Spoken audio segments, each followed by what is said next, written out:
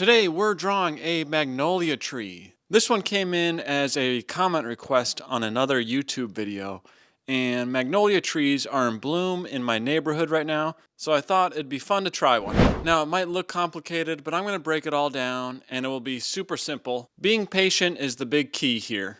Okay, let's get into this. So the first thing I'm going to do is just draw the beginning of our tree trunk.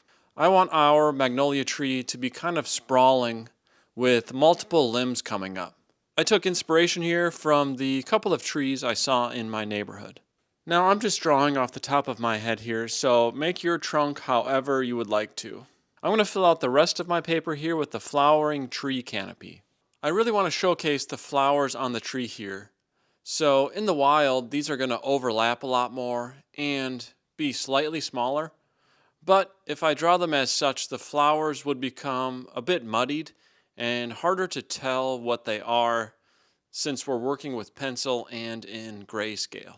I'm using an HB pencil here with 0.3 millimeter lead, so I can get some really fine details on my flowers.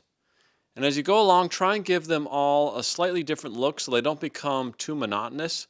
Sometimes I'm adding little petals dangling off, some are more open than others, etc. So when walking around my neighborhood, I did take some reference photos of the flowers that I'm using for my inspiration.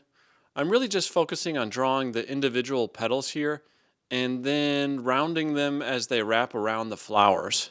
I'm not going to get too caught up on shading the flowers here because our details are so small and the flowers are normally pinkish whitish, so they're mostly made up of lighter values.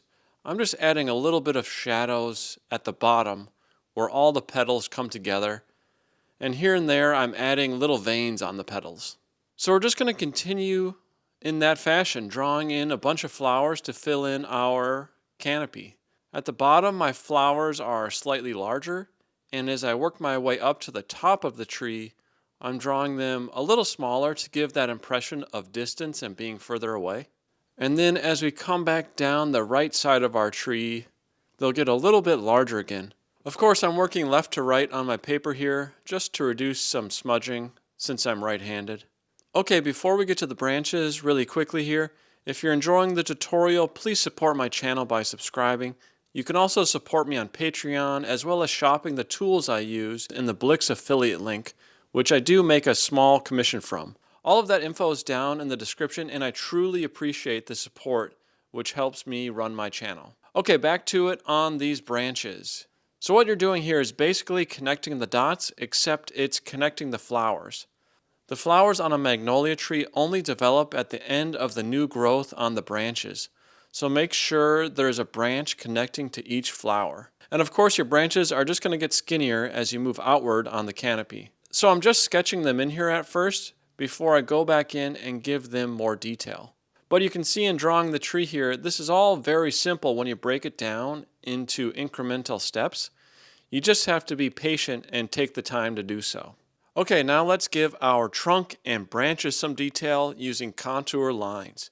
Particularly down here near the trunk, you can see the slight arc to my lines, which shows the roundness of our tree. I'm drawing as if the sun is in the upper right here, so my darker shadows are going to be on the left side of our tree limbs, or on the side facing down towards the ground. But also remember the tree is going to cast some shadows on itself, as well as we want some bark texture.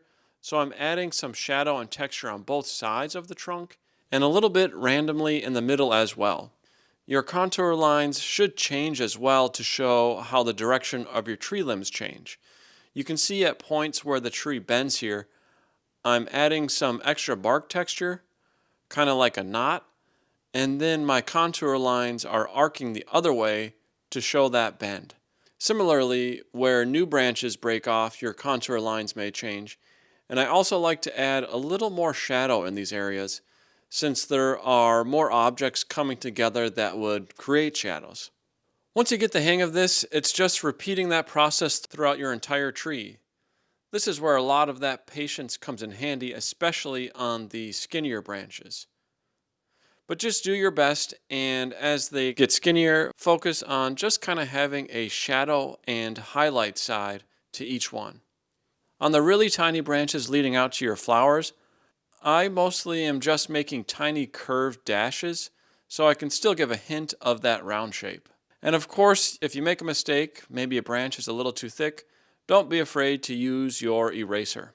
Okay, now I'm just going to add a little grass down here, varying some lighter and darker value pencil marks.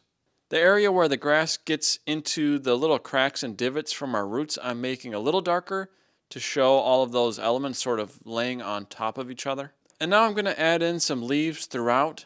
Again, not a lot, because I want those flowers to be the highlight here. Also, again, on our tree here today, I'm only going to focus those leaves on the new growth, which would be those skinniest branches.